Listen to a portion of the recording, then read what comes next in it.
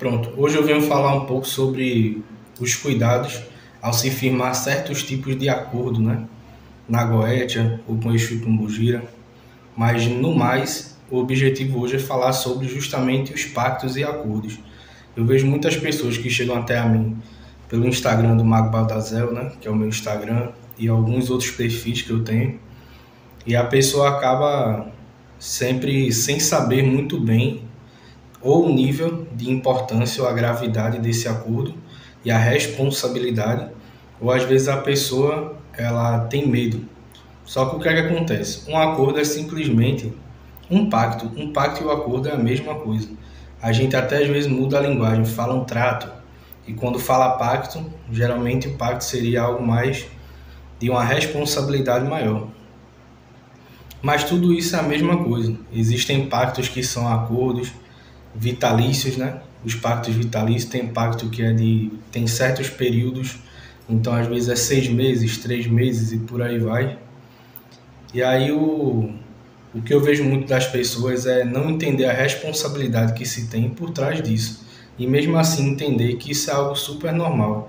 Um exemplo, pessoas que já foram católicas, um exemplo, fazem várias promessas. Eu prometo que eu vou subir, que eu vou, um exemplo, visitar a igreja todo domingo durante 2 anos, sem errar, porque eu vou conseguir isso aqui. Aí consegue e ela vai lá e paga. É basicamente isso. Aqui no Nordeste tem muito essas coisas do Cosme e Damião. Então a criança nasce com algum problema, a mãe vai e promete: vou dar por 7 anos. Todo ano que for festa de Cosme e Damião, eu vou sair na rua e distribuir boneco, distribuir brinquedo no geral, distribuir doces e por aí vai, justamente para se ter esse processo do vou pagar sobre a graça que eu recebi. Essa é a mesma coisa com os daimons, não tem diferença. Seja com daimon, seja com qualquer outra entidade que trabalhe com esse tipo de acordo, foi Exu e Pombogira. Quantas vezes as pessoas não chegaram na Umbanda e o espírito lhe ajudou e faz: traga uma cachaça para mim depois, ou traga um fumo, traga uma vela branca, acenda aqui para mim. Espírito nenhum, entidade nenhuma vai fazer nada de graça. Sempre tem uma troca. Então, a partir do momento que você recebe uma graça, você recebe uma ajuda, que eles fazem algo por você, eles vão exigir algo em troca, seja por agradecimento, seja por até para alimento de energia também.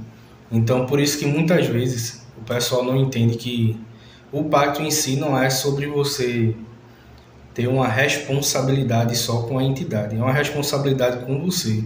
Você foi atrás de firmar esse acordo. E outra coisa que eu digo muitas pessoas é para se entender o que você precisa, o que você espera e o que você vai ofertar. Com os daimons, eles não vão chegar e dizer eu quero isso e isso.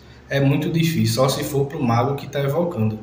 E aí é algo específico para alguma coisa. Mas a gente que chega lá com o pedido, então já é um pedido: vou ofertar 10 velas durante 4 semanas, vou ofertar um vinho, vou ofertar isso, aquilo, outro. Então, independente de qual seja a oferta, a quantidade, isso não difere se ele vai fazer ou não. A partir do momento que ele aceitou aquela oferta, ele vai fazer, e esse é o acordo. Esse é o acordo. Então você tem que você quer que o espírito faça o que você quer, então cumpra a sua parte do acordo. Não seja desrespeitoso nem com você nem com ele. Porque eu vejo muitas pessoas aqui não entender a responsabilidade que se tem por trás. Um exemplo: pede para fazer um acordo com Citre para voltar ao homem que ela queria. Uma moça faz o pedido e aí, numa dessas, ela consegue. Só conseguiu muito rápido. Ela faz: então não foi Citre. Porque geralmente tem que dar um prazo maior para poder se desenvolver energia. Mas você conseguiu o que queria, você tem que pagar. E aí eu já vi muitas vezes da pessoa desistir de pagar, dizer que não vai fazer mais, ou às vezes, principalmente em casos amorosos, que vem questão de desespero, a pessoa está desesperada que perdeu a outra, foi traída, isso, aquilo, outro, e ela acaba querendo prometer coisas extraordinárias. Teve uma menina que prometeu que não ia beber bebida alcoólica por 6 meses. Ela não passou um mês, entendeu? Então não adianta você também falar coisas. Por isso que eu digo assim: nunca mexa com magia quando você está com a mente perturbada ou não está com o equilíbrio necessário psicológico para você poder chegar numa entidade para fazer um pedido. Isso é uma troca de respeito sua para com a entidade. É uma troca mútua, e aí você, o que as pessoas não entendem, é que se você, por exemplo, participa de um ritual coletivo de algum trabalho, você não tem amizade, nem tem ligação nenhuma com a entidade. O pacto não faz a entidade ser seu amiguinho, não. É uma ligação de troca. Até o pacto, demonolatria, seja o que for, é uma troca. Você vai lá, vai ofertar certas coisas para receber de acordo com aquilo que foi acordado entre vocês, foi pactuado. Imagine que é um contrato e ele tem as letrinhas miúdas também. Se não fizer, perde, eu vou atrapalhar, vou criar problema, vou atrapalhar seu psicológico, vai perder seu relacionamento, vai dar problema também.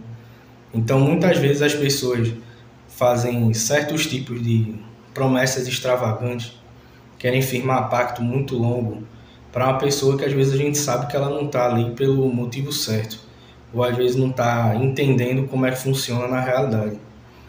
E acaba muitas vezes que essas pessoas elas criam problemas para si mesmas. E aí vai no magista, faz lá o trabalho com determinado daimon, aí não cumpre, vai para outro, não avisa, faz lá também, não funciona. Aí a gente chama o daimon, a gente sente que o daimon não vai fazer, joga, fala com a pessoa às vezes não admite ou mente. E isso vai criando um problema. Você entender que quem é responsável pela sua melhora, para as coisas andarem, não é só o espírito, é você também. O espírito ele vai influenciar as energias para que tudo se ande de acordo com o que é necessário. Então você quer voltar com o rapaz, então o espírito vai influenciar. E isso vai depender da energia dele, do que ele pensa sobre você. Então as pessoas têm que entender que não é você ofertar o máximo que você consegue. Feito um exemplo, você tem condições de ofertar 40 velas por semana, mais 2 garrafas de vinho. Aí a pessoa, não, eu vou ofertar isso, aquilo outro, tu trabalha. Aí a pessoa, não, como é que tu vai pagar? 4 semanas, 5 semanas, feito estás prometendo, tu vai pagar como? Não, mas ele vai fazer aparecer. Não vai fazer aparecer. Não vai fazer. A responsabilidade é sua. Então bote algo que seja condizente com o tipo de pedido, mas condizente também com as condições que você tem para fazer o pagamento. Porque o pagamento é tão importante quanto o pedido. As pessoas às vezes pedem e esquecem de pagar. E aí não alcança o que quer, aí fica com raiva do magista, fica com raiva de outras pessoas, com raiva até do espírito. Eu já vi gente chegando aqui que eu fui oracular e saiu determinado espírito e a pessoa não gosta dele não vou trabalhar com ele não. Aí eu fiquei, pô, por quê? Não, porque eu já fiz com outra pessoa, não funcionou. Provavelmente fez algum problema, teve algum problema. E nem sempre é sobre o magista. Na maioria das vezes, vocês têm que entender que a gente é um intermediador. A gente abre o ritual, chama o espírito e a gente sela o acordo de acordo com o que você deseja ofertar. Então a oferta não é só bebida, não é só vela, pode ser perfume, pode ser desenhar o selo, pode ser um jejum, pode ser algum tipo de abstinência assim, abstinência sexual, abstinência de bebida alcoólica, como eu já falei, e algumas outras. Vocês têm que entender que tem que ser condizente.